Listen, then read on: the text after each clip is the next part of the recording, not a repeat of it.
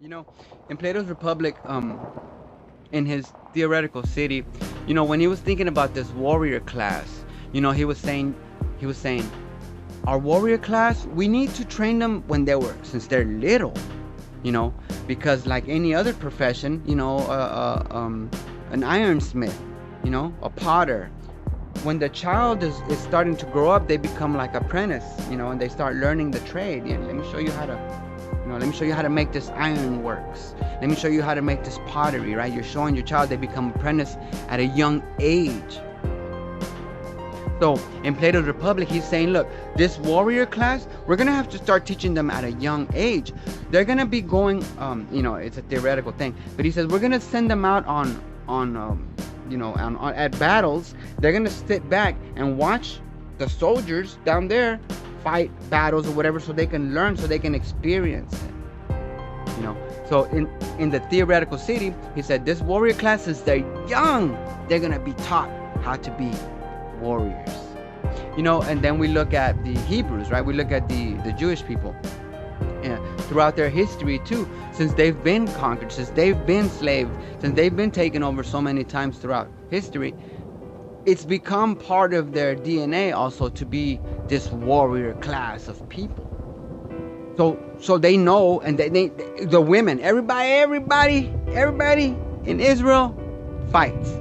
So back to Plato, he says, when they're young, we're gonna teach them, right? So when they're older, they're gonna be experienced already in battle. We grew up in the inner city. When we were growing up here in Dallas, it had the highest murder rate in America. The gangs and the drugs and everything, it was crazy. But I had brought up once that we've gotten our training like in the streets, being in gangs. That's how we learn how to shoot guns. That's how we learn how to load guns, how to fight, how to whatever, in the streets, right? At a young age. And then of course in civil areas of the nation, kids don't have gangs and stuff, right? In more areas where people got their stuff in order. But so how, so if we're looking at this through, let's say, like Plato's eyes of training the young generation into being a warrior class, right? So in the hoods, we have warrior class all day long, right? Because we're at it at each other's throats since we were young or whatever. So in the hoods, they're taken care of. But what about other parts of the nation, let's say, right? So we look at video games. We look at the shoot 'em up games, the Call of Duties or whatever. I don't know if you know this, but the sighting in the game is simulation. So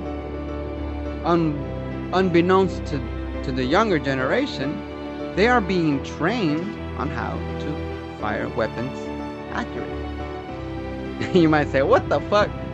Hey, warrior class, baby. If your nation is to survive, you gotta have a warrior class. But that if the majority of your population has that warrior DNA spirit in them, then your population, your society is gonna be better off. So as I was going over, I'm always going over Plato's Republic, but that was one of the things that jumped out to me recently when I was listening to it, because I started thinking about the gaming. All the young men, young kids, young boys, they love these shooting games and they play the shit out of them, and they're being trained, and that's fine with me. That's fine with me, because we are a warrior class.